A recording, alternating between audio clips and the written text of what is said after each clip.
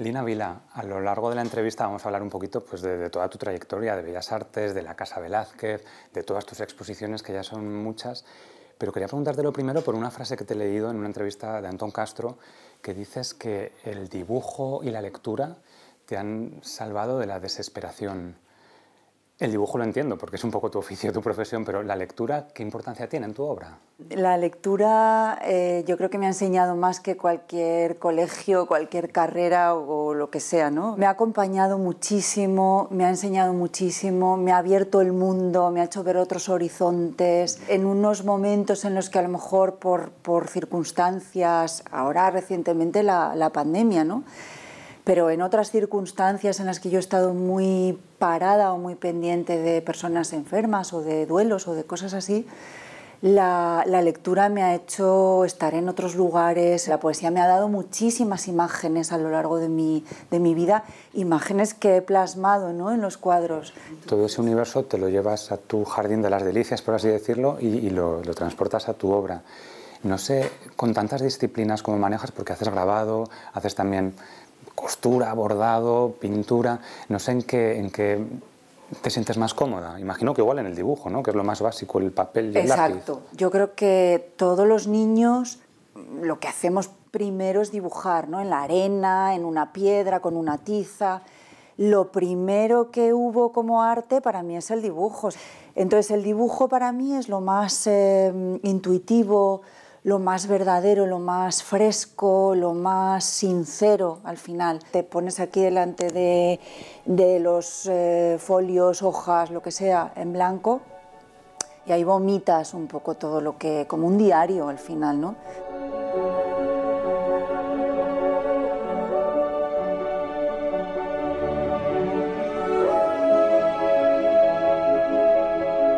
Hablábamos de las inquietudes de la infancia, de esos primeros bocetos, esos primeros dibujos. Quiero que me cuentes qué importancia tiene la abuela Juana en todo esto. Oh. Yo siempre digo, mi abuela fue el gran amor de mi vida. O sea, es que estábamos súper unidas, nos queríamos las dos muchísimo, estábamos siempre juntas, yo estudiaba, ella sentada a mi lado en una sillita que tengo en casa, siempre acompañándome, ¿no? Mi abuela era ciega y jugábamos a las cartas siendo ciega, imagínate, pues te ha tocado el no sé qué, o sea, es que... Y entonces como yo la tenía ahí, lo que hacía era dibujarla. ¿Ella lo sabía, que la pintabas? Sí, ella tenía una paciencia, la pobre...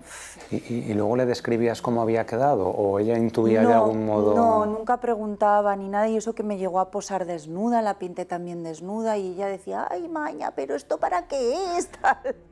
Pero confiaba tanto en mí que no tenía ningún reparo, incluso supo que mi primera exposición iba a estar, o en mi primera exposición iba a estar ella en esos cuadros desnuda y tal, ¿no?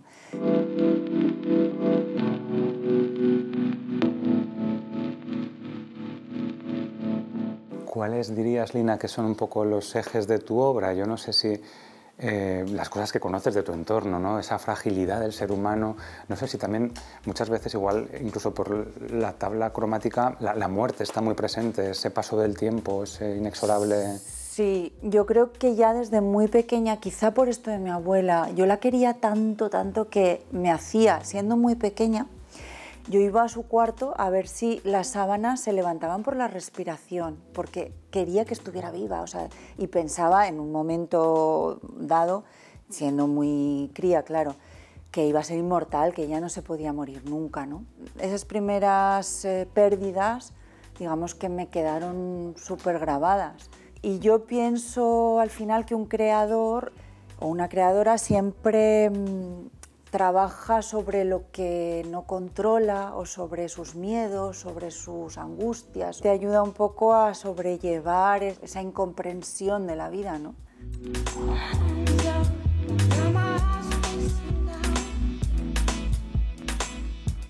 Siempre has hecho figuración, no sé si has tenido también algún experimento con la abstracción. Con la abstracción no he tenido ningún idilio de nada, porque yo creo que soy una pintora muy narrativa al final, y esto es un calificativo para los críticos y todo esto muy negativo. pero yo me considero así, yo cuento lo que me pasa en mi pintura y ya está, ¿no? Y yo me dedico no a sanarme, porque yo creo que el arte no sana, tampoco a denunciar, porque yo no soy una pintora social ni lo quiero ser, pero al final tiene que haber siempre algo figurativo, o sea, puede ser más expresionista, puede ser lo menos, pero siempre hay un anclaje muy fuerte a la realidad.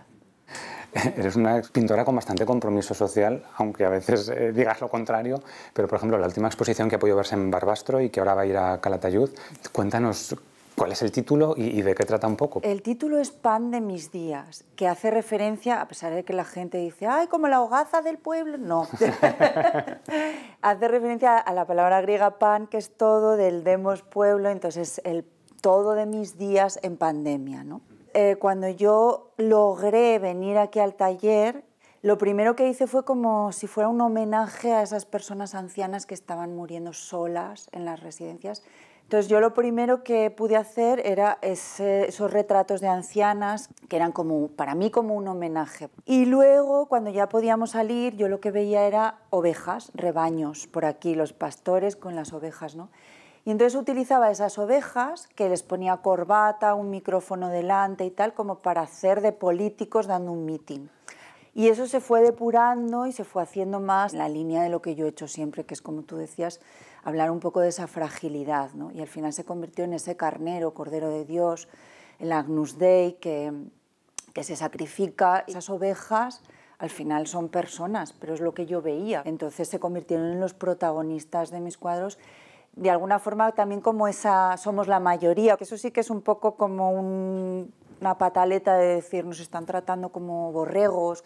Este ha sido un poco el leitmotiv, por así decirlo, de tu última producción, pero bueno, en tus anteriores exposiciones has tratado un montón de temas. No sé si hay alguna de la que te sientas especialmente orgullosa. Hemos visto en el Paraninfo, en el Monasterio de Veruela, internacionales también. Yo, por destacar, claro, como el tiempo de la Casa de Velázquez fue tan fantástico, porque claro, que tú puedes estar 2 años solamente pintando y cobrando por ello, es como el sueño de todo pintor, ¿no?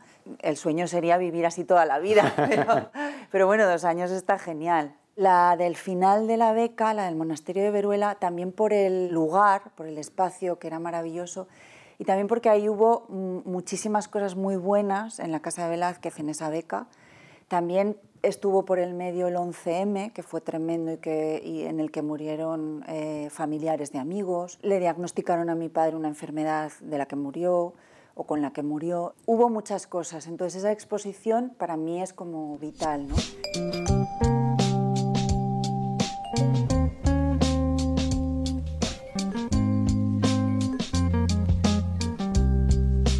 Para ti el arte es ese refugio. Cuando vienes aquí a tu taller tienes todo el tiempo para ti misma y puedes relajarte pintando. Bueno, todo el tiempo no, porque tuve una idea muy loca en la pandemia de decir, bueno, pues estoy aquí tan sola, necesito compartir todo lo que tengo, todo lo que sé, entonces abrí una escuela, ¿no? Cosa que estoy feliz porque las alumnas y los alumnos son gente increíble, te enseñan muchísimo, mucho. Pero te quitan también, claro, mucho tiempo de creación. Es una responsabilidad y es una esclavitud, entre comillas. Es una responsabilidad, ¿eh? No tienes todo el tiempo, claro, no eres artista a tiempo completo, pero es que no puedes vivir de ser artista, entonces tienes que buscarte la vida de alguna forma. Y qué mejor forma que con algo que te apasiona, ¿no? Que es transmitir tu pasión a los demás, eso es maravilloso.